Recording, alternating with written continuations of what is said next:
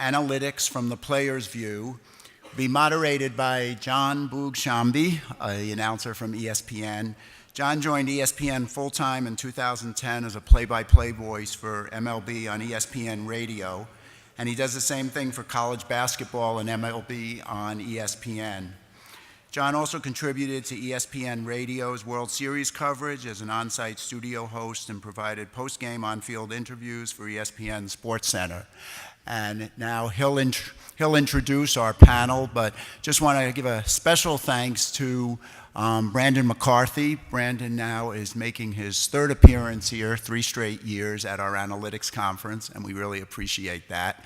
Also want to tell everyone that everyone's welcome to join us for the reception immediately following this. It'll be up on the 3rd floor at the Garden Terrace. So now I'll turn it over to John.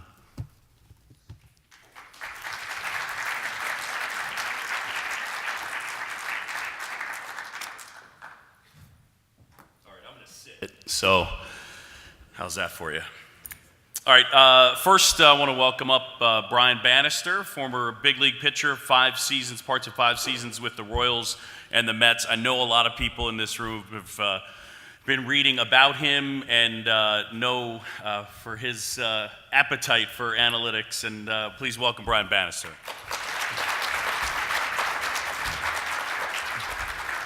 All right, here's the veteran. You've actually been to this one more year than I have, so you're going to teach me the ropes. Brandon McCarthy, everybody.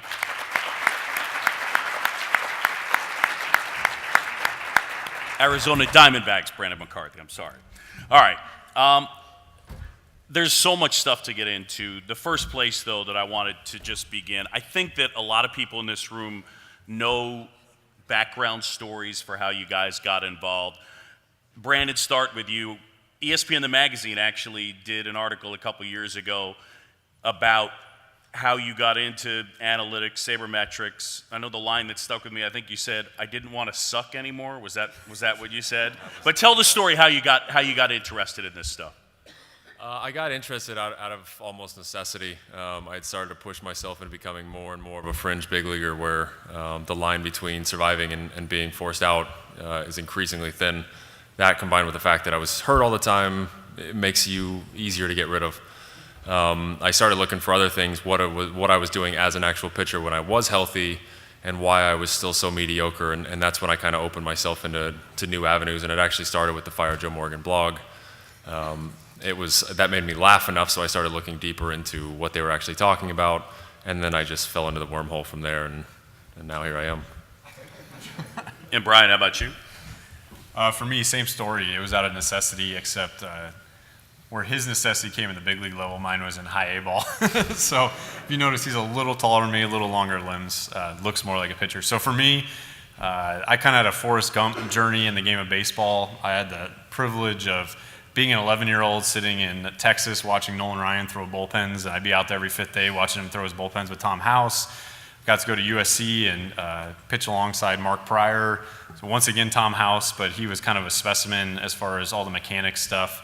And then even as a rookie with the Mets, I got to watch Pedro Martinez and Tom Glavine up close at the end of their careers, along with my dad who pitched 15 years. So been very blessed as to be surrounded by great pitchers. But for me, I always wanted to be a second baseman, and I really didn't have great stuff. My freshman year in college, I didn't make it as a second baseman at USC. I tried out. They said, you're not going to make it. We have a full scholarship guy ahead of you. Can you pitch? And so I topped out at 85 that day. I was sitting 83, throwing kind of sidearm. So my career was a battle the whole time. And for me, just for moral, ethical reasons, I wasn't going to take steroids. I wasn't going to go down that path, which some kids were unfortunately choosing to do because it was in the game at the time. And analytics for me kind of happened by accident just because Pitch FX wasn't out, all this other stuff. Moneyball really hadn't happened. And so I started tweaking my pitches, and it was just the start of all this. And like you said, once you go down, once you take the blue pill or the red pill and you're in the matrix, you're stuck in it. So that's where we are now. Brandon, what percentage of players in big league clubhouses, and again, just take a shot at it, know what FIP is or weighted on base, or at least have some type of cursory knowledge? If they're good at it, I would say probably 30%. If someone's explained it to them and hey, you're better than everybody else at this, then they're more apt to buy into that, I guess. I would say on the whole, it's probably still 5 to 10%. There's always a few guys a year that will shock me, and they know something about it. They ask for an explanation on something. It's still not a high percentage, but I think that's also out of necessity. I don't think it has to be a high percentage. And I know that pitch effects is something, Brian, that helped you. You're a big believer in. Tell me about sort of using that data and how helpful you find it to be. It was kind of happenstance that my rookie year was 2006, and that was the year it got rolled out. So all of a sudden, here's all this new data. And I'll be the first one to admit that the big league level is the wrong place to reinvent your game. But when you're just trying to stay there and you're trying to be successful there, you'll really use any tool that you have at your disposal. And for me, I would equate it to the way that golfers, if you want to be on the PGA Tour and you're not Tiger Woods or you're not Bubba Watson where you hit the ball a country mile, you really have to optimize the rest of your game. You have to use the equipment. If you switch out your drivers, going from a different loft or a different shaft, you can add 10, 20 yards with the same swing. And that was my approach with pitch effects in the big leagues, was that if I can optimize my game and look at what guys in the big leagues are successful and how their pitches move, and if I can imitate that to what physically I'm capable of, hey, maybe, I'll get some more ground balls and my ERA will go down. And, this is at the forefront of it all, so I was kind of in the haze trying to figure it all out. But, I almost won a Rookie of the Year title. When I tore my rotator cuff in 2009, unfortunately, I threw a shutout in Tampa, and that was kind of the end of my career. I pitched one more year, but I was in the top 10 in the American League in ERA at that time. And from a kid who was 23 and struggling in high A ball to being in the top 10 in the American League in ERA in August of 09, it was an amazing journey. And so I get stereotyped as being intellectual or a stat head or a nerd, but for me, it was my steroids. It was my way to get the most out of my ability, and I really enjoyed all that stuff, and that's why I still believe in it today. It seems like, Brandon, though, you would be an outlier in terms of really the ability to take the information and apply it, because Brandon Webb just had a gift to be able to throw a sinker. You were a four-seam fastball guy, and then you started to look at stuff and you decided, okay, well, this makes sense. If I throw more two-seamers, more sinkers, more ground balls, less home runs. But not all guys can throw a two-seam fastball, and most guys that throw a four-seam fastball, there's a reason they don't throw a two-seam fastball. Yeah, you have to be open and willing to reinvent yourself, and like he talked about it, at the big league level, it's really scary unless the alternative is not being in the big leagues anymore, and then it's less scary. I've said it the last 2 years being here that the biggest thing with all of this is not giving this information to the players, it's giving it to an intermediary who can then transfer it to the players and then make something happen. So you might have a player who's on his way out and you realize if he got more ground balls, X amount per year, whatever it is, he would have more success. How do we make that happen? And then you try and create something that way as opposed to just giving it something to somebody and saying, you need more ground balls, then you're probably going to fall on deaf ears. But if someone can teach that and teach you this is how we throw a sinker, bring in people that can teach you to throw a sinker or whatever else it may be, then there's a better chance for success. Are players more aware now that they're being evaluated differently? We had the panel with the ESPN crew, and everybody's still saying that players' batting average, home runs, RBIs, but more and more front offices, that's not what they're looking at. Are players aware of that? I think players are aware of wins above replacement because they get paid on it. I think they're all aware of OPS now. You'll see that on every scoreboard. That slowly came into the game. But I think, just like what Brandon said, the translation of all this cool data, all these numbers, to how do I turn that into actual performance is still kind of the holy grail. And for me, I think it needs to happen at an earlier age before you get to the big leagues. So you almost have to brainwash them early so that you don't teach them that average is the end-all, be-all, or wins for a pitcher? I don't know if it's brainwashing just so much as you're putting forth what's important to you as an organization, and then teaching your guys that as it comes through. There's certain skills that I think are teachable, some that aren't. I think you got into that with Oakland, the teaching guys to take walks versus hitters that are, they do that on their own. So you try and bring those guys into your system.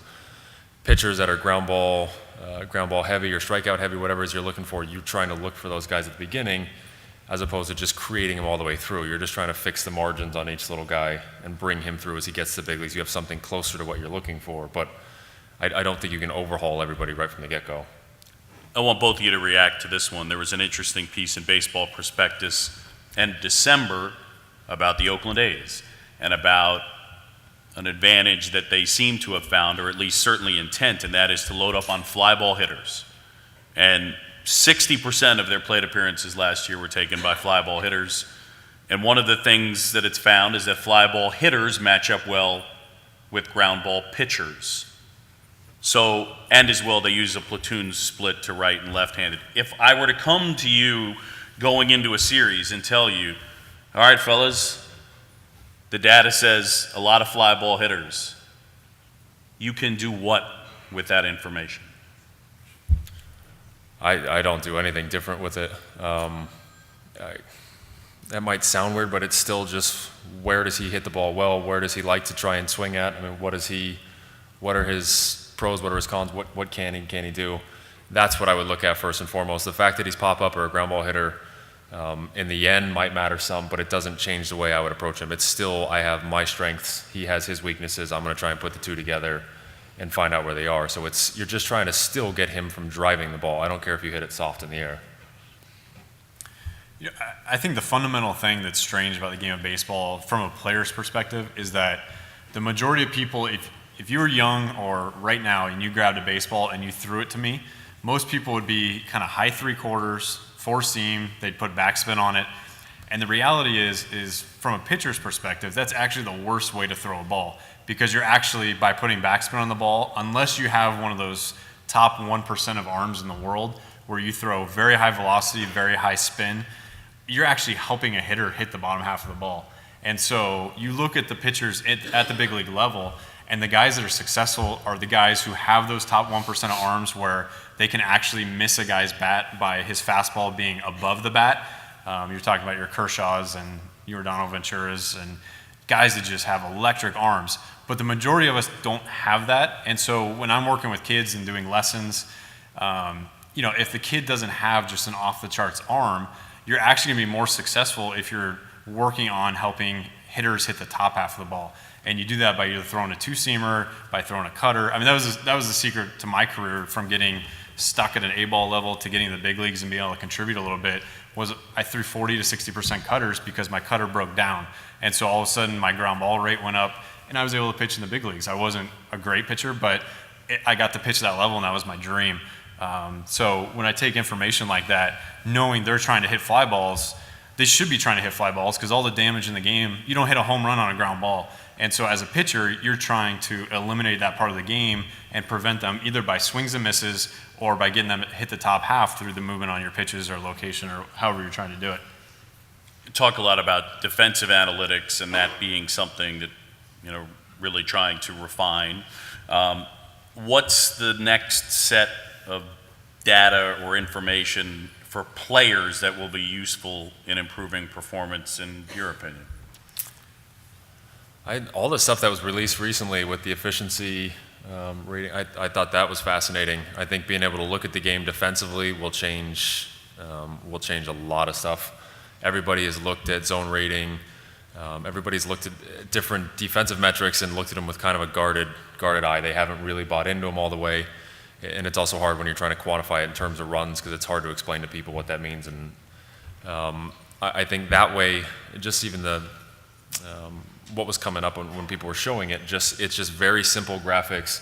It shows you the optimal route, what the route the player took.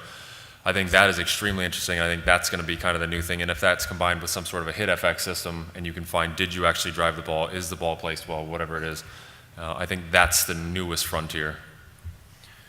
I think it's the pitch effects and the hit effects at the younger ages, just because there's really not a lot of hit effect stuff out there. It's been talked about, but especially from the player side, you don't really have access to it.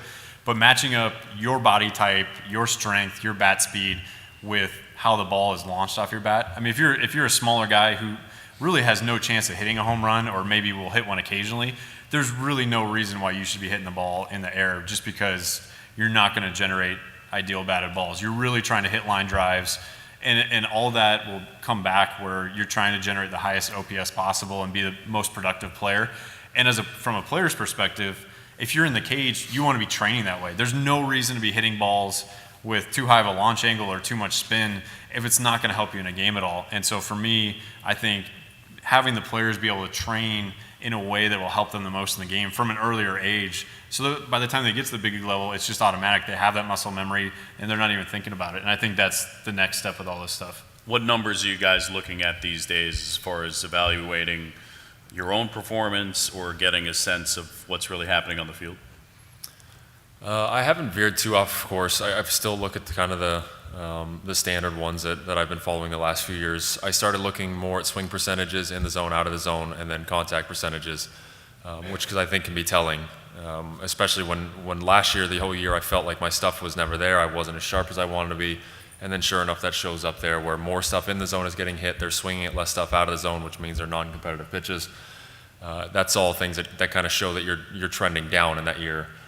So kind of correcting those things was a big focus for me this year, and they're more just a confirmation of what you already know. I think when you get done, you know exactly what happened. Sometimes the stats just reaffirm that to you, but it's nice to at least have something there where you can say, I think I was giving up more contact in the zone, more balls were falling in, whatever it is. But so I still kind of look at everything to get a big picture, and I actually don't look too much at hitters or anything too advanced when I go outside of myself.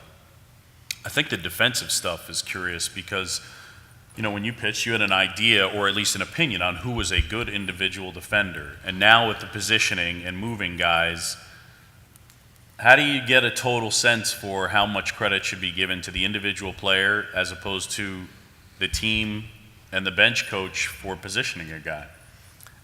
It's funny because the Royals now have one of the best defenses in baseball, and I was just a couple years too early because I really needed it because I didn't strike out a lot of guys. You know, for me, I struck out guys in the minor leagues because the umpires would expand the zone for me. And so when I got to the big leagues, it was a shock, and I remember talking to Tom Glavine about this. Questek kind of revolutionized the game as far as the umpires being held accountable for the pitches they call, and then that transitioned into pitch FX. And Tom told me in 2006, he's like, I can't pitch the way I used to pitch. And so all these people that still preach the Atlanta way, the Leo Mazzone way, it doesn't exist anymore because you can't throw a pitch 1 or 2 inches off the plate and earn it the way that you used to and have great games sitting out there.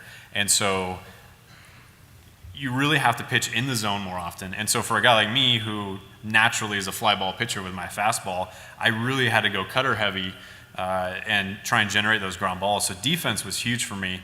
And now as we get better and better at,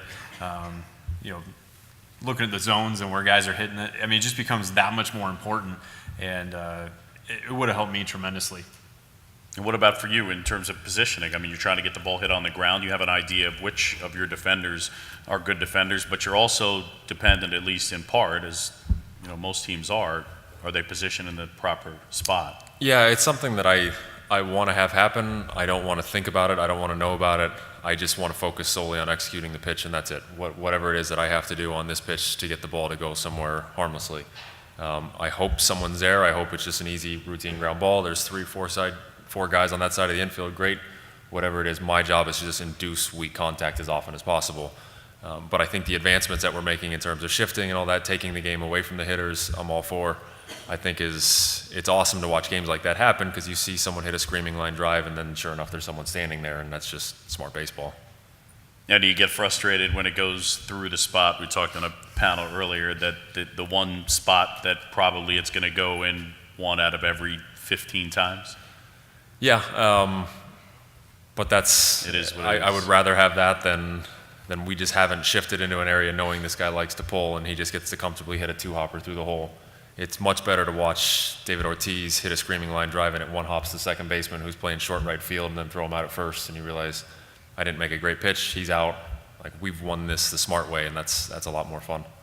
Brian, I know you have some strong ideas in terms of how analytics and in a lot of different ways can help in terms of youth baseball and at the minor league level. What are some of those things that you think that will impact player performance in a positive way?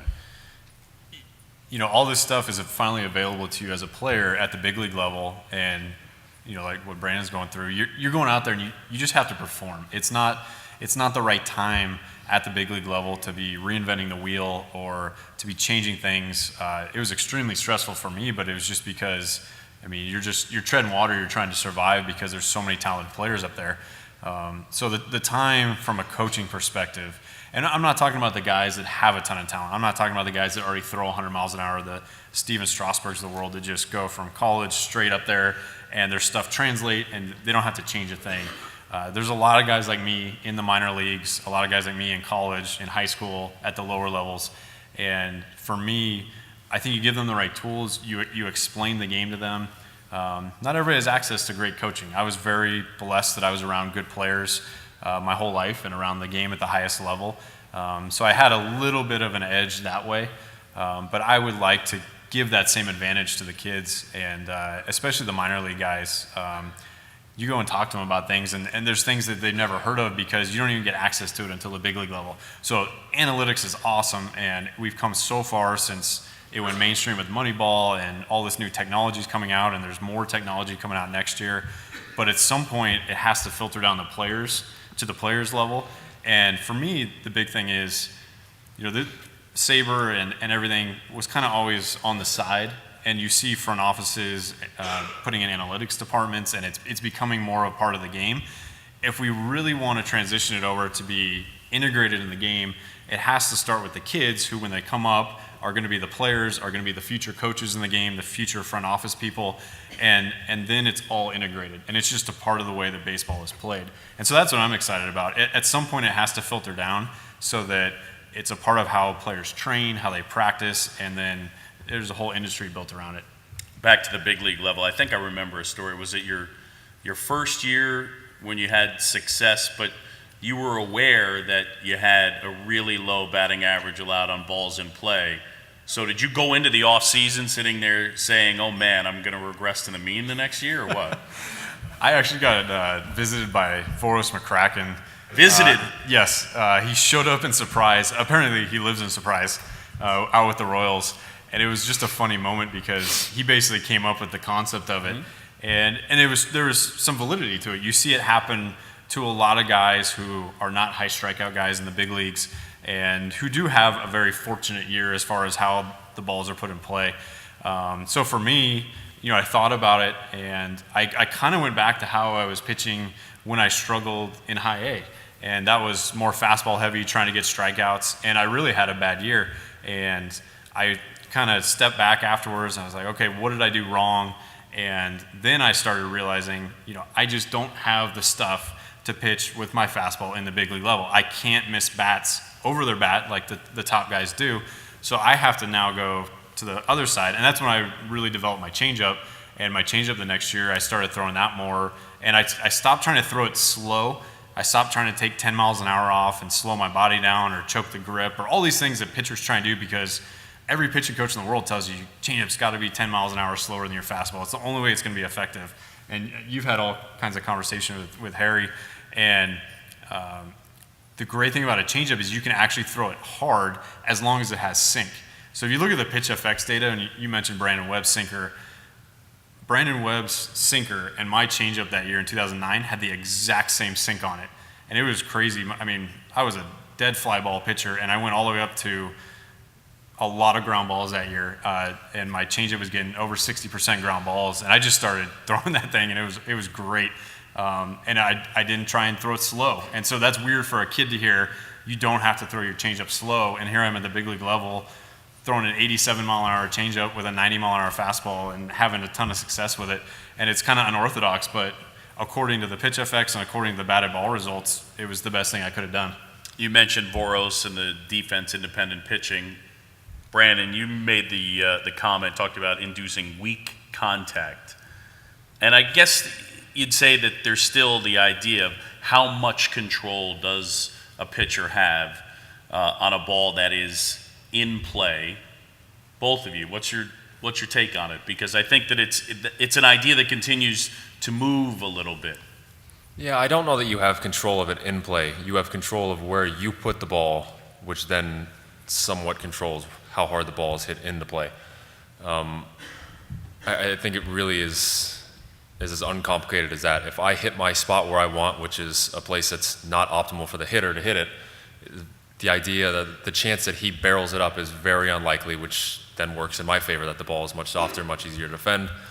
He has less chance for success. That doesn't mean you're going to get away with everything, but it's one of the reasons why the best hitters in the game are the best hitters in the game, because they barrel up way more balls. There were pitches last year that we all remember from Miguel Cabrera, 3-4 inches off the plate, and all of a sudden he's got a barrel on it, and nobody else in the game does that, and that's what makes Miguel Cabrera Miguel Cabrera.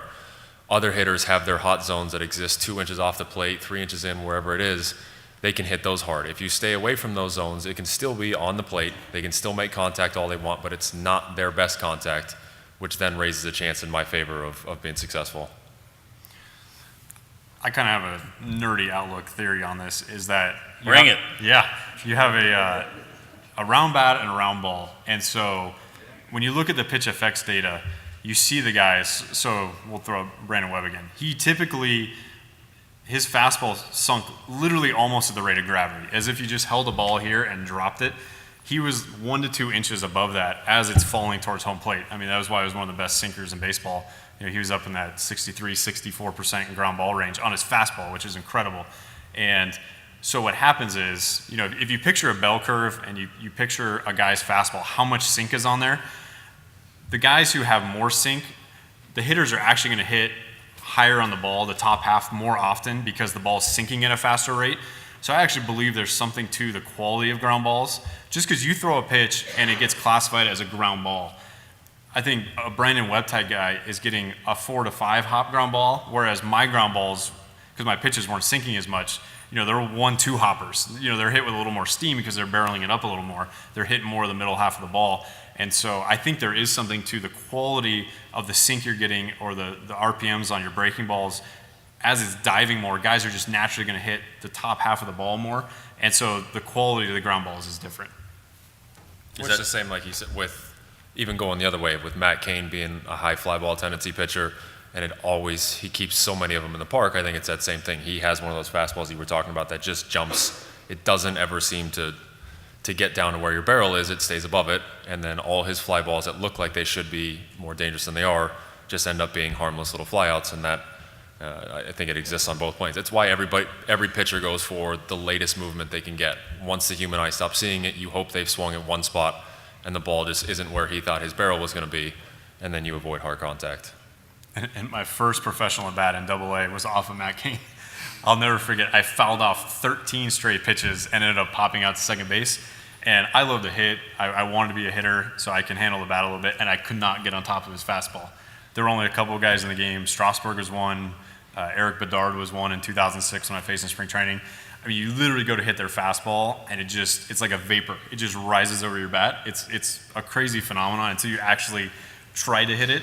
I mean, it's like almost like a wiffle ball, and that's how much spin and velocity they have on it. Well, he and Hellickson are kind of two guys that have confounded probably some of the people in this room, and then Kane has a year a little bit like he had last year, and now you wonder, whether it is a true skill and he's kind of an outlier, or how that ends up working. Is he someone that can induce soft contact in the air? I do think that. There's still, no matter what you look at when you regress, there's still quality of pitches, and I would be willing to bet that if you took his pitch FX from the 2 years and put them side by side, there's just more pitches that are over the middle of the plate, more in a hittable zone, as opposed to there was when he was having success. So there's a chance it regresses all the way and we're wrong, but I think enough hitters come back to the dugout and tell you the same thing over and over and over again before you're just kind of arguing against, you don't really know what you're arguing against. Once major league hitters are seeing it and it becomes true, then you feel like it's probably the case. All right, we talk about all this information, and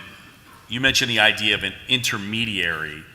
Information overload can be a real issue. Where are we today as far as disseminating this information so that it is useful to the average major league player? I think some organizations do it better than others, and I think they know who they are. They have more proprietary information. They're more committed to it. They're using it at every level, as opposed to just the big league level, or even some organizations aren't using it that much at the big league level. And it's just a choice. There's philosophies. But I think if you are going to commit to it, it's got to be a part of your system. It's got to be a part of your approach, because I know I felt kind of alienated using it. And, why are you thinking out there on the mound? Or you get all these stereotypes, and hey, I'm just trying to be the most productive player I can be and go out there and get you wins. And so, yes, it was early. I mean, this was 2006, 2007, and it's more mainstream now. But there still is a hurdle there as far as what the data is and what the players are hearing and how they're using it. Yeah, the intermediary thing is going to be a slow-moving thing, but I think it's done from the top down. You see the organizations that are doing it well, you see some that are just leaving it behind, and they're getting left behind. I think it's, even like with Mike Fast going to the Astros, they're doing something with catching there. I've heard every organization has their own catching philosophies, their own catching metrics.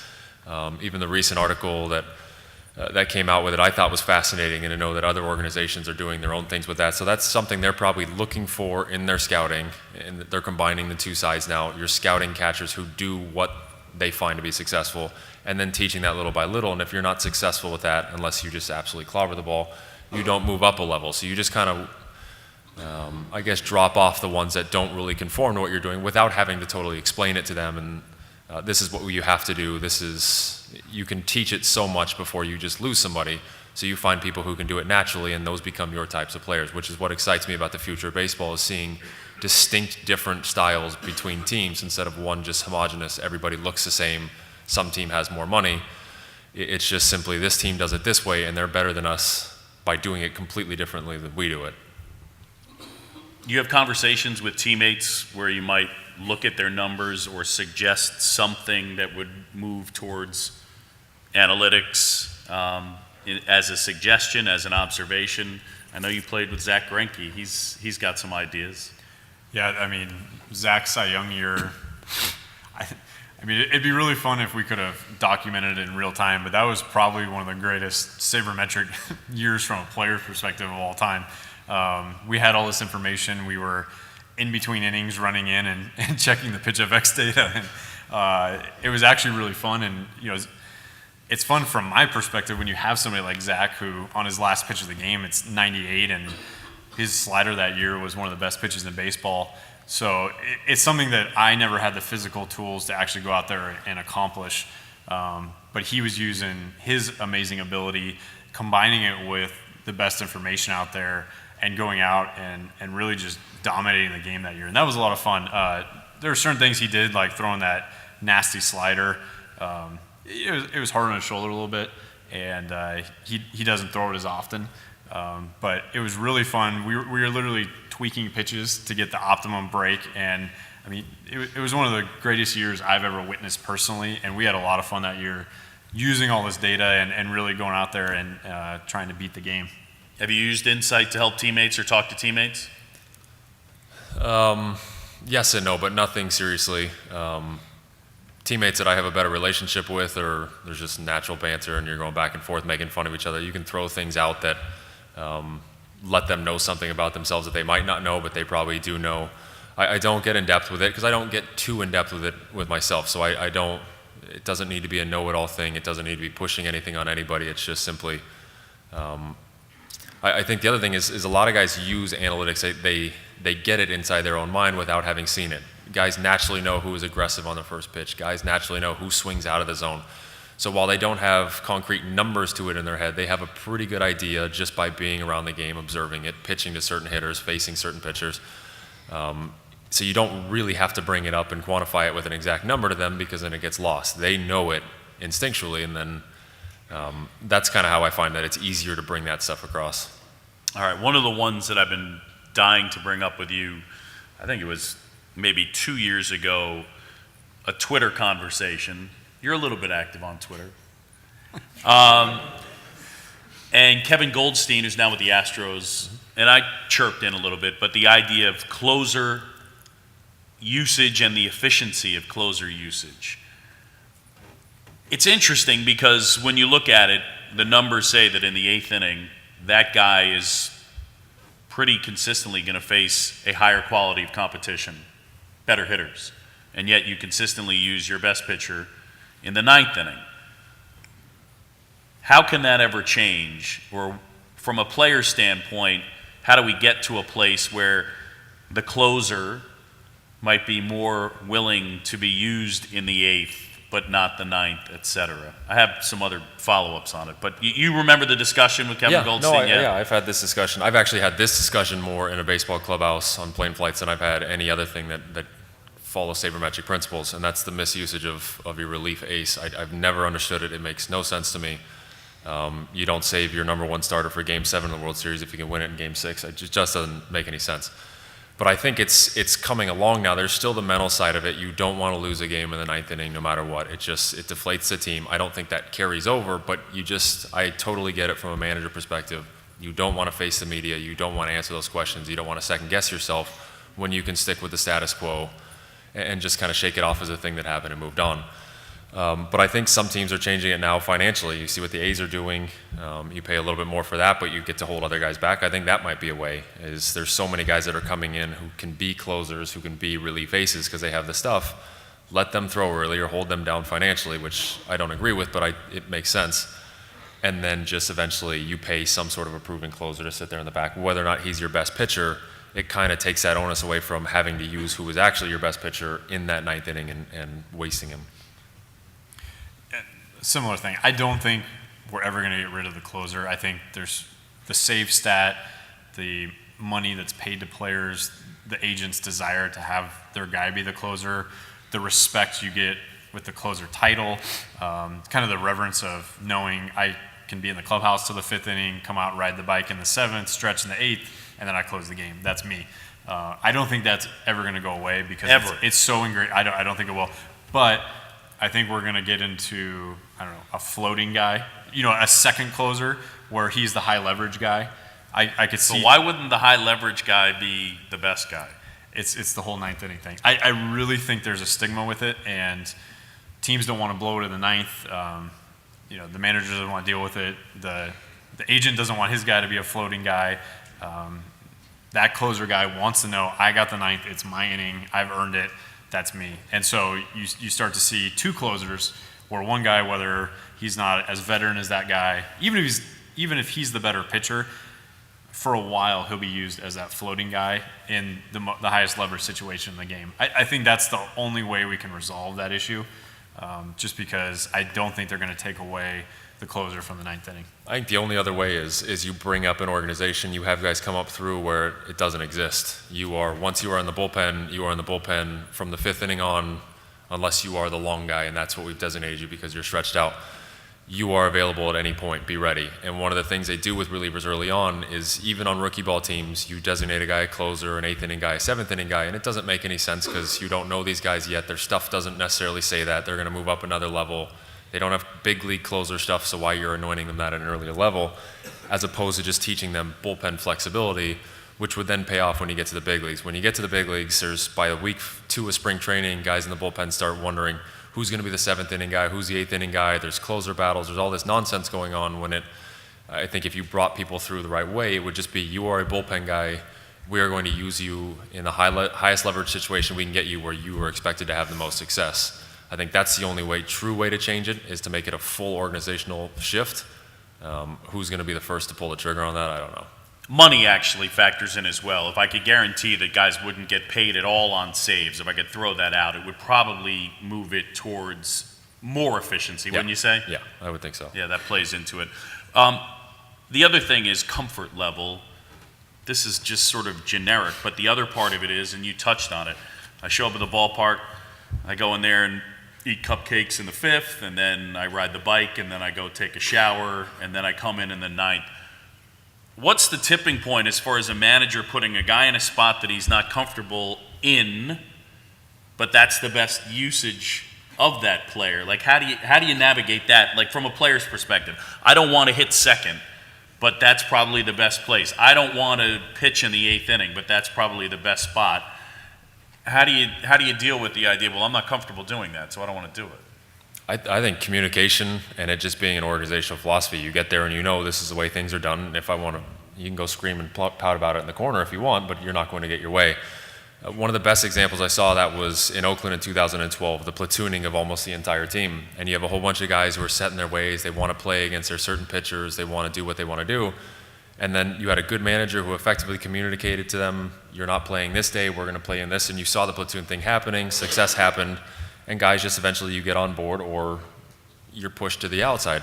I think that would be the same case there, where you might be more comfortable, or you might have been more comfortable throwing in the ninth somewhere else, except here, you are now the guy, we will use you with the highest leverage point in this game, and that will be your job, and you get comfortable with that. And if you are looking to sign a free agent, if he's not comfortable with that, then you don't sign him. Or if you bring guys through, and you brought Kimbrel through, and you put him in that role and say, listen, you just get all the big outs. We want you for the big outs, whether it's the ninth or the sixth or the seventh. And then maybe that's the other way. It's just the guys that are brought up through know it, and then everybody 2 years on is on board. And I think it's tough. Arbitration, for example, is pretty antiquated in the stats that are brought up in those arguments. And, why would a relief pitcher want to pitch the highest leverage situations if there's no way to value it or get paid off of it? I mean, it's kind of a weird concept, but there's a reason why guys want to become the closers, because the save is a stat that's been verified and you can make money off of it, and it's just part of the game. And so guys don't want that role because you never know what inning you're going to pitch in. It's usually way more stressful than starting the ninth with a clean slate. There's a lot of, from a player's perspective, there's a lot of reasons why you wouldn't want to be in that role. It's a little more comfortable to be the closer. And so it's just one of those weird idiosyncrasies of the game. How much impact can there be in terms of unwiring well, that's just the way we've always done it? Manny Acta was on the panel earlier, and he said one of the ways that he learned about sabermetrics is that a kid came up to him and said, you have a better chance of scoring with no outs and a man at first than one out with a man at second, the idea of a sacrifice bunt. Let me ask you this. What percentage of players do you think know that? And I know it doesn't happen in a vacuum. Maybe 25, 30%. I think people are becoming more familiar with it. We're seeing less and less bunting, less and less stolen bases, and some people are asking why, and then it gets explained to them. So I think it's a slow move, but people are seeing it and realizing that it's being phased out. But there's still at times, I remember a couple years ago, I think it might have been when you were there, Derek Barton, maybe 16, 17 sacrifice bunts. I think half of them were in the first inning, which I would assume would mean he's doing it on his own. Yeah, I could be. Was that when I was there? There might have been something behind that, but I don't remember being that annoyed as I would seem like I would be now. But regardless of the fact, the idea of, is that explained enough, and do you think it's something that should be explained more in terms of increasing your percentages to score, et cetera? I don't know who it has to be explained to, and this is the thing everybody's so cautious about in the baseball player psyche and what this will do to who. Everybody adapts and moves on really, really quickly. Now, if you told Billy Hamilton we're not stealing bases anymore because it's detrimental, that might be a thing, because that's a career-altering thing for him. Nobody's made their career on bunting, and if they have, they're not a very good player, and they probably didn't stay very long. They might be good at hitting and running, making contact, doing other facets, but as an actual bunter, you weren't getting phased out of the game. Now, if someone said, we're not hitting for power anymore, you'd have a lot of people pissed off and wanting to know why. The rest of it is just something that you just adapt and move on, and every year there's little shifts in the game, and this changes and this moves, and you just get on board or you don't. And I think that's the easiest way, and with more front offices having saber-inclined people in front of them, eventually these things start coming from the top down. You realize this is just how it is. What's your take? I think there needs to be communication between the front office, between the analytics guys. I know there's a huge disconnect between the players showing up every day. And some days you come into spring training one year and there's almost like a theme, like this year we're going to hit the ball the other way more. Or, it happens all the time. It's just every single year. It's just it's like the players coming into spring training. It's, I'm working on a new pitch, or I'm in the best shape of my life. It happens every year, and I think the teams feel a need to have some outlook or theme for the year. But really, if you're known for something, the A's are known for something, the Cardinals are known for something, the Red Sox are known for something. There's certain organizations that have really created an identity, and it's fun as a player when you're drafted for a specific reason, you're developed for a specific reason, and you really go to war with that style, and it's perfectly okay because you know that everybody's on board with it. It's hard when it's kind of wishy-washy, and from year to year, you don't really know what your style is going to be, or the manager gets fired, and then all of a sudden it's a whole new style the next year, and it's not an organizational top-down thing. I think that's really tough for a player. You guys watching the postseason? Yeah, I watched a decent amount. If I'm home, I try and catch most everything. But if I have an excuse to go out, then I'll go away. And how much do you watch and think about tactics and percentages when you're watching in the postseason? I think it's really interesting to see how the managers go about certain things, because I think their style really comes out. The game slows down. I mean, the games get extended, and I really enjoy watching certain organizations in the postseason. I love watching the Red Sox. I love watching the Cardinals, because I know that they've prepared, and it's just a continuation of what they've done for the whole year already. It's not, oh, we made the playoffs this year, and now everything we did in the regular season we're going to throw out, and we're going to bear down, and we're going to finally win this year. I mean, it has to be something that is established, no matter what your method is of approaching the game. It's got to be something that all your players can rely on, because the pressure steps up, the intensity steps up, there's more media, there's more fans, more TV, and you can't be changing things at that point. So I love watching the postseason, because you really see the teams go, we are the Cardinals, or we are the Pirates, and we're gonna lose the Pirate way. In the postseason, I like watching the pitcher-hitter matchups the most. Those are the most fascinating things, and those are the ones that I think should stand out more than anything, and I wish broadcasts would do more with in the postseason. As a casual viewer and even as an advanced viewer, there is so much information that can be given right here of the highest probability of this pitch being here, there's a chance he doesn't hit this, whatever it is that you give us. It's fantastic. And watching Detroit's pitching staff last year, watching St. Louis's pitching staff, every single one of their guys pitched just to their strengths and just to the weaknesses. They didn't try anything new. They didn't try anything cute. And you watch them against a lineup like Oakland, they matched up well, and they ran right through them again, or at least Verlander and Scherzer did.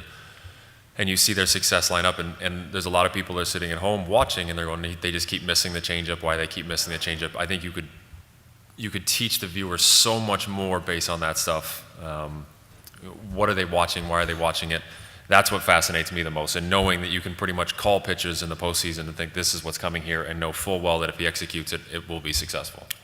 I'm going to take some questions. Before we do, I want each of you to give some input in terms of how our broadcast could be better integrating analytics to help make people smarter about baseball. I don't know that it has to be analytics on the level that we're talking about. Like I said, the most fascinating thing to me is a pitcher-hitter matchup. Whether it has to be pure numbers, whether it's hot and cold zones, whether it's simplified stuff, but just gives the hitter or gives the viewer a better idea of what might happen and explaining why this might happen, and then finding out after. I don't think it has to be zone rating. I don't think it has to be tons of extra stats that even as baseball players we can't totally get into. It can be simplified version of here's what you're about to see. Get ready. The stuff I like to see, it's the pitcher-batter matchup. And what I like seeing is what a pitcher's strength is. I love watching a guy like Kershaw or Johan Santana back in the day, where like their strikes in the zone, the swings and misses in the zone. I love, even if it was just like a little blurb on the side. So the casual fan doesn't really get bothered by it or even notice it, but then you can kind of see what a guy's percentages are, and then you can see throughout the game, is that matching up? Does he, they only make contact 70% of the pitches in the zone when they swing, and this guy all of a sudden he comes in, he doesn't have as good as stuff, and it's 85 or 90% of the time they're making contact in the zone. It can be just little subtle things where the advanced viewer can really pick up on it and get a little more enjoyment out of the game, but it doesn't get really distracting, and the commentators who are so good, they don't have to get really nerdy on it all, but I think it caters to both audiences. How about some questions? Go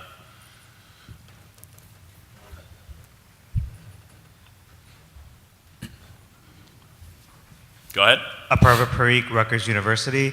How has your routine changed since going from analytics to what you were doing before in terms of like time and effort and efficiency? That's a good question. It actually didn't change a whole lot. I spent enough time just being randomly on the internet for no real reason. So it gives me 1 extra to 2 extra websites to visit when I think I've run out of internet. So then I just go to Fangraphs and look at something with no real purpose, but I actually can start breaking down starts after. At least I can my first thing that I do once PitchFX is available is I go look at it, make sure that everything falls within certain parameters that I want it to be in. If there's anything that stands out, good things or bad things, and then I move on. But beyond that, once I take that information and decide what I want to do with it, everything stays the same. I think one of the biggest deficiencies in preparing the players for the games is that you have your advanced scouts watching the games, and they're creating hot cold zones, and before a game or before a series, depending on your organization, how you prepare it, you're giving all this information to your pitching staff. And I will never forget Rick Peterson with the Mets. We were going through and we were talking about this hitter, and all of a sudden he came to this hitter and he's like, do not throw this guy a fastball. He is just on fire with fastballs. And Billy Wagner looks at him, he's like, I only have a fastball. and the guy throws 103 miles an hour from the left side. Why would you not tell a guy to throw a fastball? Or, you have to pitch this guy down and away. Everybody that's pitching him down and away, he's just struggling. Well, I'm a fly ball pitcher. If I throw a fastball down and away and he hits a home run off me, were all these guys that were throwing him, were they all sinker ball guys? So you can't just, in general, say, throw this area to this guy. I mean, you really have to break it down. What kind of pitcher are you? And the guys that you were scouting ahead of time, what kind of pitchers were they?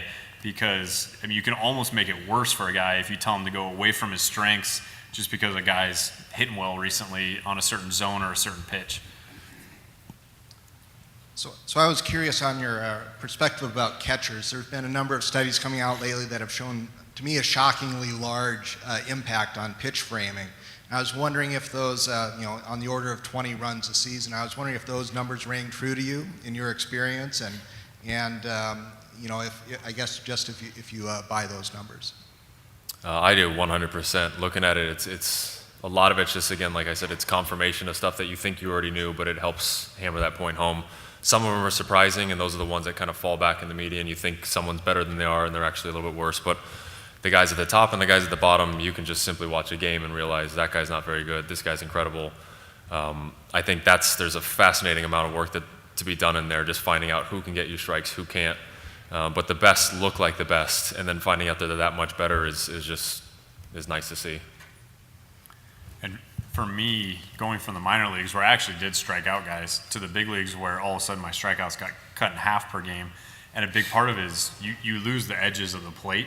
And so one thing we've seen is that the strike zone has become narrower, but then also the bottom part of the zone has really been added in almost subconsciously or purposely by the umpires. And I noticed that specifically. And I think what's happened is the pitchers have adjusted where they can't expand the zone on the sides like they used to. And so you end up, just to survive in the big leagues, you have to develop pitches that really break down. And you miss down, whether that's a sinking changeup, a split, a slider that goes down, just because you don't really get calls off the plate like you used to, and you can't earn it over the course of a game, and it's worthless even if your catcher's trying to frame it out there. So I think because more guys pitch between the edges of the plate and pitch it down because they're trying to get ground balls, I think the umpires have kind of naturally maybe added a little bit at the bottom of the zone.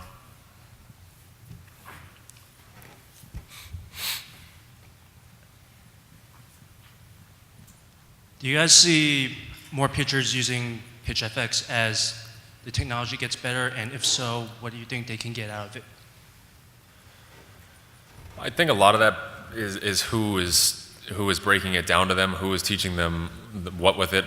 Someone might think they have a good sinker, and then they can be shown, listen, data-wise, your sinker is right in the middle of the pack. It's nothing better than what you think it is. Or it might be a way to get someone to get rid of a pitch that someone is hanging on to and they keep getting beat on, and they can use PitchFX to show them, listen, it's not very good. This is data. I think in Pittsburgh last year was the only stadium I saw that actually had PitchFX data coming up live on the scoreboard next to the velocity. And it blew everybody's mind in the dugout. What the hell is this? This is minus, plus, all this. And you're trying to explain it, but it was really interesting to see that stuff happen really quick. There's 8 inches of depth on it. There's this. And one of the days we were there, we saw Charlie Morton throw.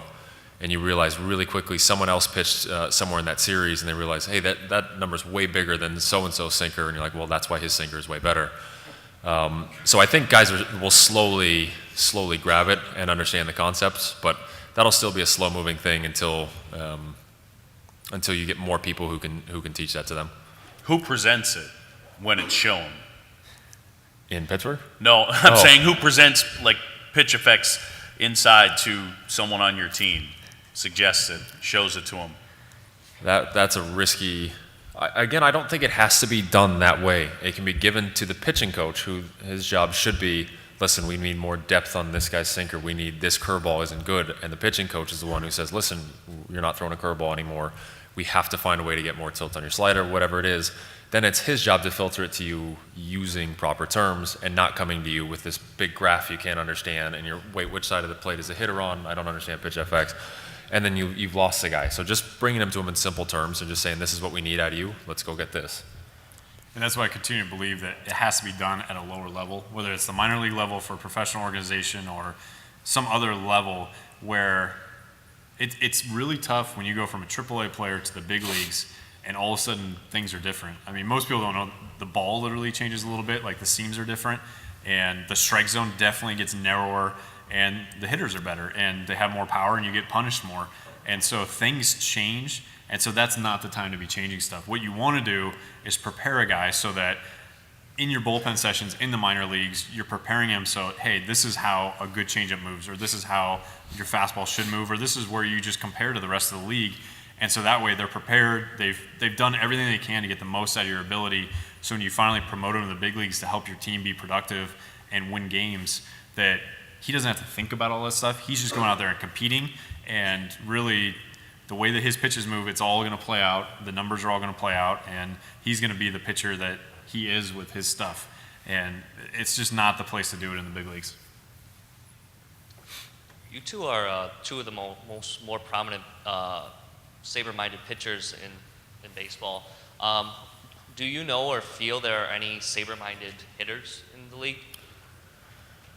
If you've ever read a Joey Votto interview, it jumps out pretty quick. And if you've ever faced Joey Votto and he's taking pitches this far off and you don't know why and it confuses you, it shows up pretty quick, again, by reading an interview.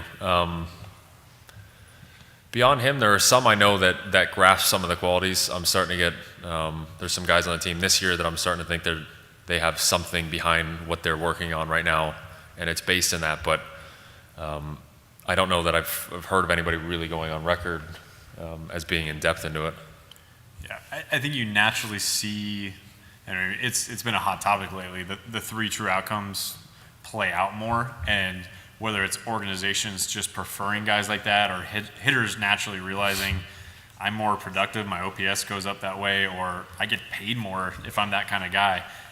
There's reasons why those types of players keep filtering up to the big leagues because they're more desirable. And so I think there is an application for hit effects and in practicing. So you're not just randomly wasting time in a cage. You're doing it with a purpose. And you can take kids with different body types, different bat speeds, different levels of ability, and kind of give them a range. Like, you should be this type of hitter. You're going to be the most productive hitter if you have this kind of style. And you can't force a kid to hit a certain way. He's going to have a natural rhythm and timing. But I mean, you can show him, if you're small, you shouldn't be hitting fly balls. You're just giving away outs. You should really be putting the ball with more of a line drive swing, a lower launch angle. You're going to be more productive that way. So I think there are applications, but you don't see a ton of hitters. You really don't want to be thinking in the box like that. No. I mean, the ball is moving fast enough as it is. It's more of a preparation thing that you need to do well ahead of time as you're growing up and becoming a player, as opposed to doing it for the first time at the big league level. It's hard to change. You don't see too many guys change. I mean, Sosa is a good example, that stuff aside, of someone whose walks jumped by a huge amount, but you don't see it alter very much. It's part of a skill set. You see the small little changes. Yep. Josh Donaldson, when he came back up with Oakland a couple years ago, before he turned back into the monster that he is, when you looked at him in the minor leagues, he hit to all fields, he was successful, came up to the big leagues, was one field oriented, and then all of a sudden he came back at the end of the year, and all of a sudden right field was in play for him. And it looks like he's just a better hitter, he's making more contact, but it's just it's a mindset shift that happened with him, that they did a good job with him, finally getting him to grab hold of in the minor leagues, of that side of the field has to become alive. And at that point, once it might look like a small shift when it's on TV, you just see more success, but it was actually a massive, massive, massive thing that happened. And now all of a sudden he's on the verge of becoming a superstar because of it. So there are changes that happen, Yep. but it's sometimes they just look like someone figured it out or a light went on when it's actually something else was behind it. Yeah, guys knowing it, I think it's what you said intuitively, a lot of guys have an idea that getting on base is the thing. Votto, I can tell you firsthand, when Dusty Baker was getting into it with him, basically, if we were doing Sunday Night Baseball, he'd sit there and go in and talk to Dusty Baker, and Dusty would want him to swing a little bit more, and then I'd go and talk to Votto, and Votto would very clearly explain his perspective and understanding on not making outs and that type of thing. But I don't think there are too many guys in my experience, because I'm trying to find them all the time, but that really get all of the concepts. Yep. And I think there's a natural transition that hitters go through. So if you're a big league pitcher and a young hitter comes up and you don't know what he's like, and you go after him, and all of a sudden he hits a rope off you, he hits a double off you, he hits a bomb off you, you're like, okay, I'm going to pitch this guy, I'm going to be a little more careful here. And at some point, once he's established himself around the league that, hey, I'm a good hitter, I punish pitchers, all of a sudden pitchers now start pitching more selectively to this guy. So he's made that transition past that new hitter, rookie hitter, and all of a sudden now he's earned the right to be like a Joey Votto, to be like a Kevin Youkilis, where they go up there. I mean, I remember I used to face Youkilis in Fenway. I knew he wasn't going to swing first pitch, and I'd throw a ball, and I want to rip my glove in half on the first pitch because it was just a free strike. And so every time you miss it, you just drive yourself crazy because you know the guy's not going to swing, and Votto can be that way. So it's something, Barry Bonds, all those guys that earned the right to go up there and not swing. It's something that a guy who isn't going to punish you at the plate, he never actually earns that right, because as a pitcher, I'm going to throw a strike because you're really not going to damage me that much. Time for one more? Go ahead. So would you say that the players coming up are above average in terms of statistical literacy as more and more of them grew up in the Moneyball era? I would probably depend on the definition of statistical literacy. I would think. You're familiar with OPS or certain things that are happening, but I would say probably not. They might be, again, without knowing they are, is probably the better way to put it. They might be familiar with the fact that walks are better than not walking or than making outs. So there might be some of the tenets that have grabbed hold with them, but I don't know that they actually know more than the previous generation. If you actually stopped and showed them these numbers on a piece of paper, it probably wouldn't make that much sense. I honestly believe this transition is going to happen 1 to 2 generations from now.